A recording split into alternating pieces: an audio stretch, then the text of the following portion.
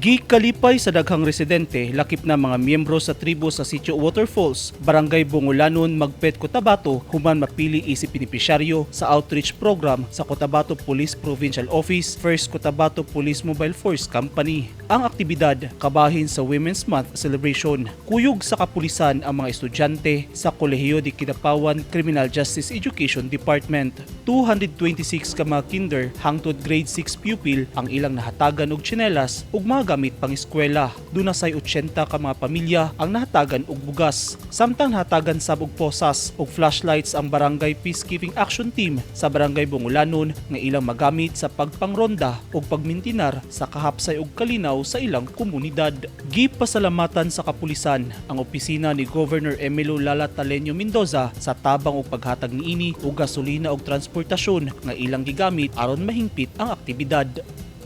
Eugene Hinutan, Newsline Philippines. Stay safe